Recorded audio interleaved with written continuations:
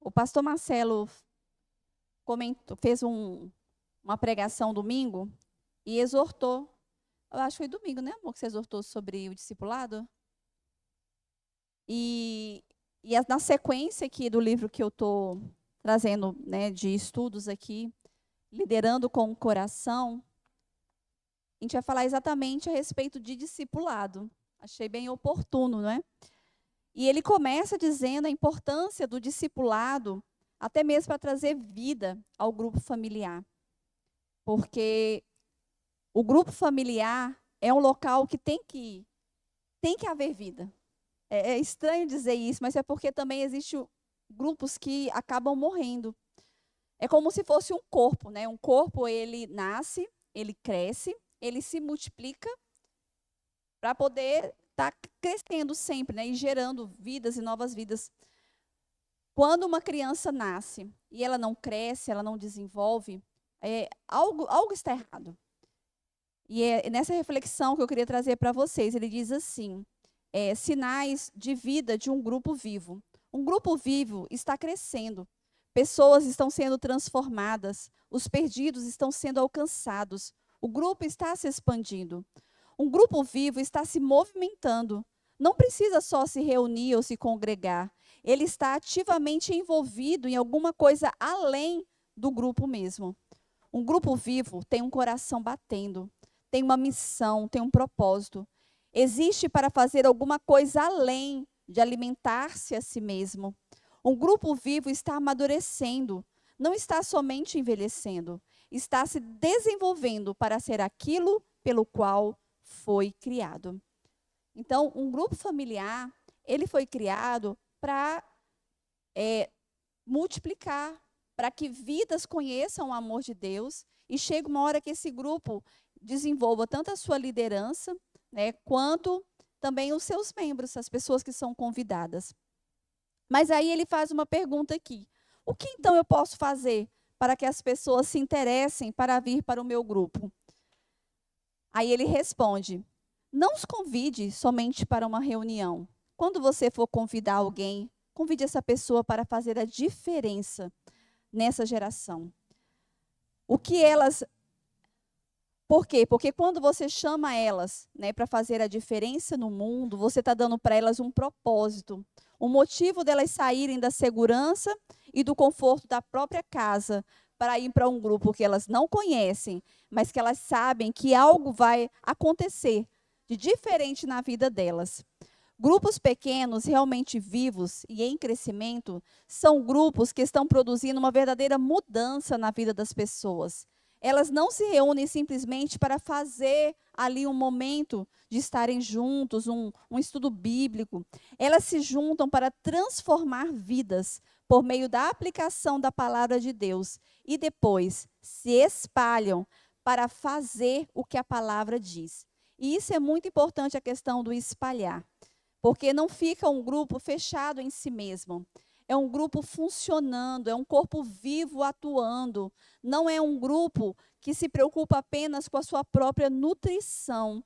Ficar ali sentada, ouvindo, encontro após encontro, sendo que nada de útil se faz com o que se aprende. Isso é algo que nós temos que ter cuidado. É maravilhoso congregar. É maravilhoso estarmos aqui na casa do Senhor e nos grupos familiares. Mas é importante que façamos a diferença lá fora. Aqui é o nosso quartel-general, aqui a gente aprende. Mas o que nós estamos fazendo com aquilo que estamos aprendendo? Aí ele dá um exemplo aqui de um senhor que procura o pastor e pergunta para o pastor, né, que ele quer se envolver com o grupo familiar. Aí o pastor pergunta assim, mas quais são as suas motivações? Aí ele fala que ele quer tirar algumas dúvidas a respeito da palavra de Deus. E o pastor, conversando com ele, ele pergunta para ele, mas você é um novo cristão? Você tem dúvidas a respeito da palavra? Ele falou, não, meu pai é presbítero, a minha mãe é envolvida e eu nasci num lar evangélico. E aí o pastor, né, aqui o escritor, ele fala que deu vontade de morder na língua, né? Porque como um homem que cresce na igreja e ainda tem dúvidas. E aí ele cita Hebreus 5:11, ele fala assim: temos muito o que dizer a respeito desse assunto, mas porque vocês custam entender as coisas, é difícil explicá-las. Depois de tanto tempo, vocês já deviam ser mestres, mas ainda precisam de alguém que lhes ensine as primeiras lições dos ensinamentos de Deus. Em vez de alimento sólido, vocês ainda precisam de leite. E quem precisa de leite ainda é criança e não tem nenhuma experiência para saber o que está certo ou errado. Porém, a comida dos adultos é sólida, pois eles, pela prática, sabem a diferença entre o que é bom e o que é mal. Assim, vamos em frente, a fim de chegarmos ao ensinamento de adultos. Então, o que esse pastor entendeu, né, quando esse homem procurou? Que ele ainda era uma criança na fé. Um homem que já era para estar sendo mestre, sendo um líder, né, à frente. Estava ali querendo aprender, aprender e aprender. E assim, muitas vezes, nós queremos ficar só no conhecimento, e não na ação, e não na atitude. E a melhor forma de nós irmos para a atitude, uma das melhores formas, é o discipulado. Por quê? Porque quando eu ensino, eu também aprendo. Quando eu levo uma nutrição da palavra de Deus para alguém, o pouco que eu sei é vida para essa pessoa. Essa pessoa, ela vai estar recebendo algo que para ela é novo, que para ela vai transformar a vida dela. Então, a nossa oração tem que ser: Senhor, eis-me aqui. Né? Como eu posso, quem que eu posso cuidar? A quem que eu posso ser útil? Às vezes a gente nem tem esse tempo, até o tempo a gente tem que pedir para o Senhor. Eu falei com o Marcelo que eu fico muito incomodada quando eu não estou discipulando. Eu falei para o Marcelo, amor, você estava pregando e eu já orando, né? Falei, Senhor, o que eu posso fazer? E aí eu lembrei que lá na Ranels a gente tem umas novas irmãs que estão até já vindo aqui na igreja, precisando de discipulado. Mas eu não tenho tempo para discipular cada uma, então eu vou propor para a irmã Ranelza, né, em meia hora antes, das 8h, 7h30, para dar uma meia hora de discipulado. Eu acredito que já é uma boa nutrição, né?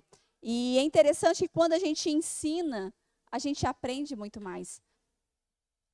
Pessoas que estão sendo ensinadas devem algum dia começar a ensinar a outros aquilo que estão aprendendo. As pessoas que estão sendo ajudadas devem algum dia começar a ajudar outros. Pessoas que estão sendo verdadeiramente discipuladas devem começar a discipular. É uma parte natural da vida, deveria ser. Então, muitas vezes a gente se acomoda pela falta de tempo, pelas desculpas, né, de achar que não sabe o suficiente, que não está preparado o suficiente. A gente passa mais tempo na igreja para poder achar que está pronto para fazer um discipulado, às vezes, do que uma faculdade. Muitos aqui na igreja têm mais de 5 anos de convertidos e nunca discipulou alguém. E se eu perguntar, irmão, bora lá discipular alguém? Não, irmã, não estou preparada, não. Mas vai demorar mais do que a faculdade, né? Às vezes 10, 15 anos, nunca discipulou alguém. Então é um desafio, pessoal. Agora você pega uma pessoa. Eu lembro, a primeira pessoa que eu discipulei foi a Dilaene. Foi a nossa primeira ovelhinha, né, lá em casa. E ela era professora na igreja que ela frequentava. Então eu achava que ela sabia muito, né? Ela era professora. E aí eu comecei um discipulado bem simples com ela. Eu lembro que ela me olhava assim, ela parava assim, os olhos cheios de lágrimas. Aí ela, Luciana, eu não sei nada. Eu não sei nada. Como é que um dia eu fui professora? Eu não sei nada da Bíblia. E aquilo enchia meu coração de entusiasmo de poder estar levando essa palavra transformadora para a vida dela. Então, para finalizar, é importante que nos grupos a gente tenha um olhar para cima, ligado com Deus. Um grupo familiar depende totalmente de Deus, porque nós somos dirigidos pelo Espírito Santo. O nosso foco é Cristo. O louvor e a oração nos ligam pessoalmente a Deus e libera o seu poder para agir no grupo e por meio do grupo. Mas um grupo também tem que estar olhando para dentro, no cuidado uns com os outros, ligando uns aos outros. O grupo é uma família, onde um cuida do outro. Mas também o grupo tem que estar ligado lá fora, com os olhos para fora, fazendo discípulos. O grupo tem que intencionalmente demonstrar o amor de Deus pelos membros de uma maneira ativa, convidando, aceitando novas pessoas, aceitando pessoas que não conhecem esse amor de Deus. Pessoas se encontram com Cristo e o seguem como Salvador em um grupo pequeno, autêntico e amoroso. Temos também como grupo olhar para frente, que é o amadurecimento. Cristãos amadurecem no grupo quando aplicam a palavra de Deus à sua vida. Tanto o tempo do grupo como do discipulado são usados para ajudar indivíduos a crescerem na sua fé. E, por fim, o grupo tem que ter um olhar adiante, de fortalecimento. Membros da família crescem e saem de casa. Produzir e liberar líderes é uma ocorrência natural de um grupo saudável. Então, achei até acabou com o que eu falei, né? Aqui a respeito do sair de casa e constituir uma nova família. Um grupo familiar também, ele tem que produzir novos líderes, né? Para poder aquele líder ir para uma nova casa e ali novas vidas poderem serem alcançadas. Que o Senhor nos desperte. Crentes maduros, grupos